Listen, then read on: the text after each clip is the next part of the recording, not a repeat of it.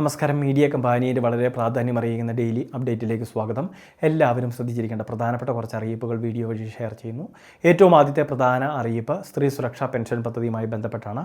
1000 രൂപ ഏപ്രിൽ മാസത്തെ ഗഡുവിൻ്റെ വിതരണം ഈ ആഴ്ചയാണ് നടക്കുക. 25-ാം തീയതിയോടെയൊക്കെ ആയിരിക്കും വിതരണ കാര്യങ്ങൾക്ക് തുടക്കം കുറിക്കുക. 18 ലക്ഷത്തോളം ഗുണഭോക്താക്കൾ അപേക്ഷകൾ സമർപ്പിച്ചിരുന്നു. ഇതിൽ തന്നെ 81,000-ഓളം അപേക്ഷകൾ മടങ്ങുകയും ചെയ്തിട്ടുണ്ട്. അത് കൃത്യമായിട്ട് എന്തെങ്കിലുമൊക്കെ രേഖകളിലെ പിഴവുകൾ മൂലമൊക്കെ ആവാം. അത് പരിഹരിച്ച് റീസബ്മിറ്റ് ചെയ്യേണ്ടതാണ്. എങ്കിൽ മാത്രമേ അത് അപ്രൂവൽ ആവുകയുള്ളൂ.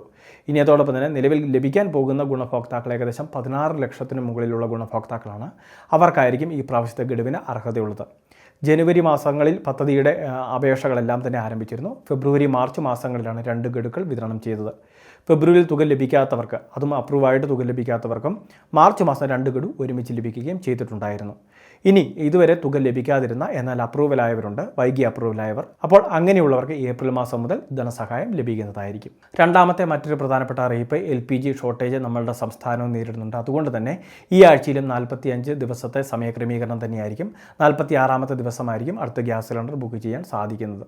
ഇന്ധന പ്രതിസന്ധി രൂക്ഷമാവുകയാണ്. അതുകൊണ്ടൊക്കെ തന്നെ പാചകവാതകം അത് കരുതി ഉപയോഗിക്കുന്നതിന് വേണ്ടി ശ്രദ്ധിക്കുക.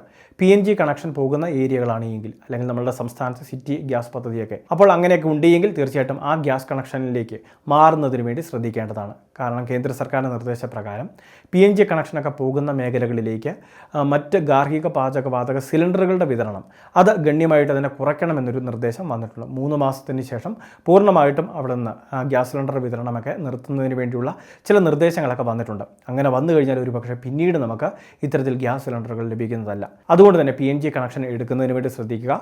മറ്റ് ഗ്യാസ് കണക്ഷനേക്കാളിലും കൂടുതൽ സുരക്ഷിതത്വവും അതോടൊപ്പം തന്നെ ഇന്ധനക്ഷമതയുമൊക്കെ ഉള്ളതാണ് എന്നൊരു കാര്യം കൂടി പ്രത്യേകം ശ്രദ്ധിക്കുക. അതുമാത്രമല്ല, ഇവിടെ ഷോർട്ടേജ് മറ്റ് കാര്യങ്ങളില്ല. നമ്മൾ ഉപയോഗിക്കുന്ന ഇന്ധനത്തിനനുസരിച്ചുള്ളൊരു ചാർജാണ് നമ്മൾ പ്രതിമാസം അടയ്ക്കേണ്ടി വരുന്നത്. മൂന്നാമത്തെ മറ്റൊരു പ്രധാനപ്പെട്ട അറിയിപ്പ്, കാലാവസ്ഥാ വ്യതിയാനം അതിരൂക്ഷമാവുകയാണ്, ചൂട് കൂടുകയാണ്.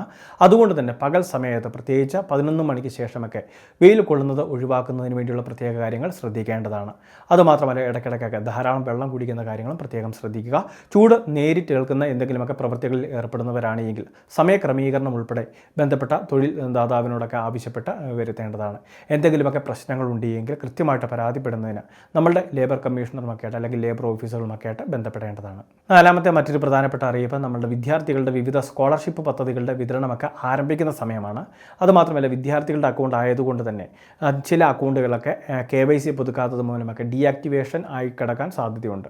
അതായത് ഡോർമെൻറ്റ് അക്കൗണ്ടുകളായിട്ട് മാറാൻ സാധ്യതയുണ്ട്. അപ്പോൾ ഇങ്ങനെയുള്ള ഇനാക്റ്റീവായിട്ടുള്ള അക്കൗണ്ടുകളൊക്കെ ആക്റ്റീവാക്കി എടുക്കുന്നതിന് KYC രേഖകൾ, അത് നമ്മുടെ ആധാറൊക്കെ ഒറിജിനലും ആധാറിൻ്റെ കോപ്പി കൂടിയൊക്കെ വെച്ച് KYC ഫോം ഫില്ല് ചെയ്ത് സമർപ്പിച്ച് അത് പുതുക്കിയെടുത്ത് അതിനുശേഷം ഒരു ട്രാൻസാക്ഷനൊക്കെ നടത്തി വേണം അക്കൗണ്ട് ആക്റ്റീവാക്കി എടുക്കുന്നതിന്.